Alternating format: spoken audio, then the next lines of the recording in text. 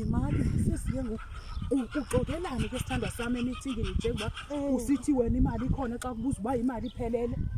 Uqala wena uphendula wena uthi ikhona.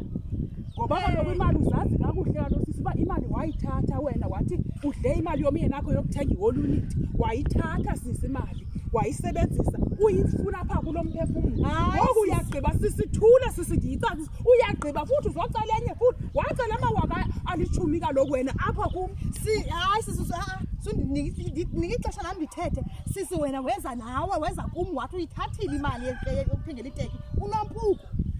Sisi wathatha imali wathi Abakhulu abathathu. Hayi sisinintsi loo mali. Hoyi mna.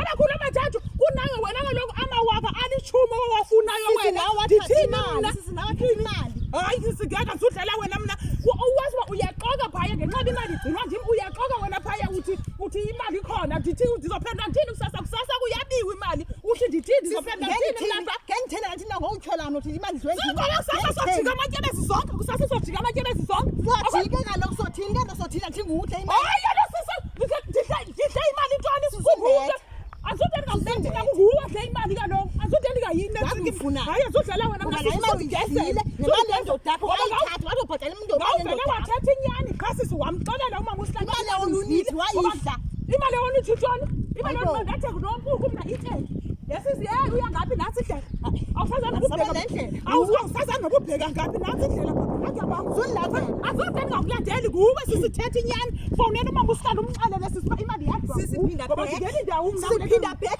imali kuwe imali iphendule mna kuwe funa uphendule kumama usihlala sisiguwe imali ndithini mna ufuna kubotshwe ba yo azudlala wena mna sisi hamba uyiphendula ke lona uzayiphendula indawo mna akhona uzoyiphendula ngoba nguwadla imali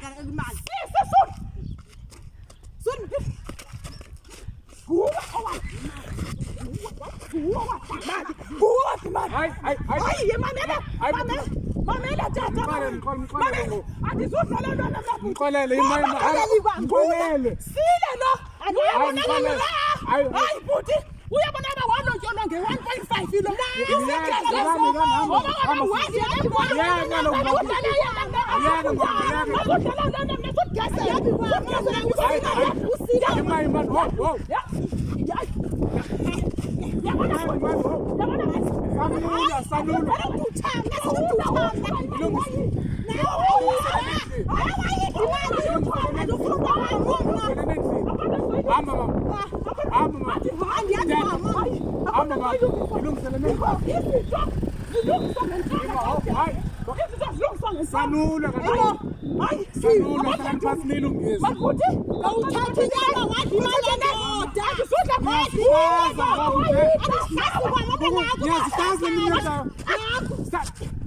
Mama, oh, not over.